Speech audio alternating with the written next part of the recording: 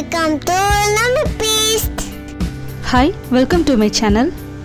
நான் இன்றைக்கி சிறுதானியத்தை பயன்படுத்தி சத்தான ஒரு இனிப்பு பொங்கல் செஞ்சு காமிக்க போகிறேன். இன்றைக்கி நான் திணையை பயன்படுத்தி இந்த பொங்கல் செஞ்சுருக்கேன். சிறுதானியத்தில் திணை ரொம்ப முக்கியமானது.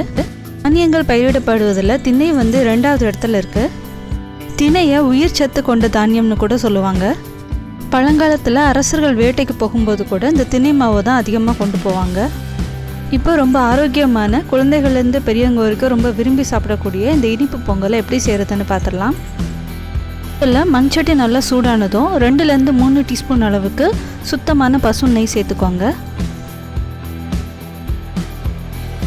கூட 10லேருந்து 12 முந்திரி பருப்பு சேர்த்துடலாம். முந்திரி பருப்பு நல்லா பொன்னிறமாகிற வரைக்கும் வறுத்துக்கோங்க. இது கூடவே கொஞ்சமாக உலர் திராட்சை சேர்த்துக்கோங்க. உலர் திராட்சை நல்லா பொரிஞ்சு வந்ததும் இது ஒரு பாத்திரத்தில் எடுத்து வச்சுக்கலாம்.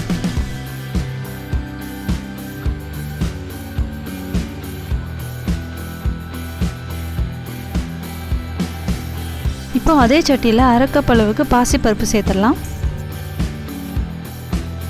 பாசிப்பருப்பை லேசாக பொன்னிறமாகிற வரைக்கும் வறுத்துக்கலாம். இப்போ இதுக்கு தேவையான அளவு தண்ணீர் சேர்த்து கொதிக்க வச்சிடணும். திணையோட அந்த பாசிப்பருப்பு சேர்த்து செய்கிறது குழந்தைங்களுக்கு ரொம்ப நல்லது.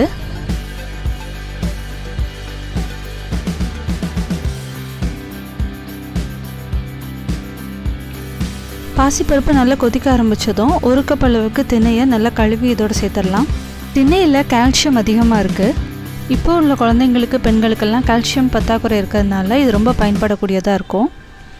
இப்போ இது கூட தேவையான அளவு தண்ணி சேர்த்து நல்லா வேக வச்சிடலாம்.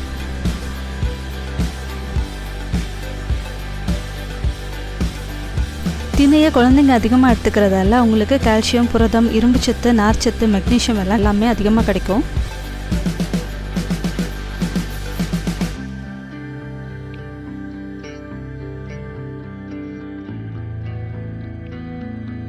இதுக்கு தேவையான அளவு தண்ணி சேர்த்து நல்லா சாஃப்டாக குக் பண்ணிக்கோங்க.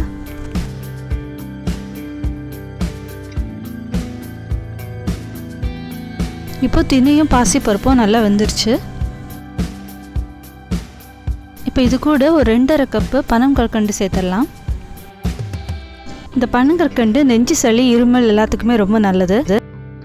இந்த பொங்கலில் நம்ம பனங்கற்கண்டு சேர்த்துருக்கதால சுகர் பேஷண்ட்ஸ் கூட இதை தைரியமாக சாப்பிட்லாம். பனங்கற்கண்டு கிடைக்காதவங்க கருப்பட்டி சேர்த்து இதை செய்யலாம். கருப்பட்டி, வெல்லம் சேர்த்து செய்கிறத விட இந்த பனங்கற்கண்டு சேர்த்து செய்யும்போது இதோட சுவை ரொம்ப அருமையாக இருக்கும். பனங்கற்கண்டெல்லாம் நல்லா கரைஞ்ச பிறகு 1 கப் அளவுக்கு திக்கான தேங்காய் பால் இதோட சேர்த்துடலாம். இப்போ இதை நல்லா கலந்து விட்டுக்கலாம். இப்போ 2லேருந்து 3 நிமிஷம் வரைக்கும் இதை நல்லா கலந்து விட்டுட்டு நம்ம ஸ்டவ் ஆஃப் பண்ணிடலாம்.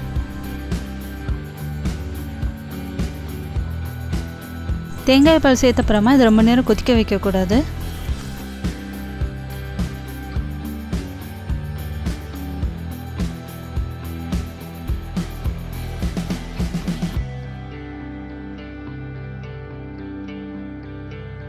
இப்போ இதோட 4லேருந்து 5 ஏலக்காவை தட்டி சேர்த்துடலாம். இப்போ இது கூடவே நம்ம வறுத்து வச்சுருக்கக்கூடிய முந்திரி திராட்சையை சேர்த்துடலாம்.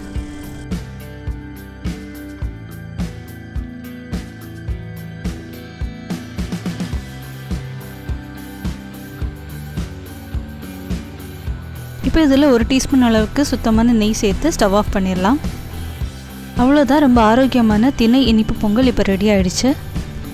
திணைக்கு பதிலாக நீங்கள் வரகு, குதிரைவாலி கூட சேர்த்து இதை செய்யலாம்.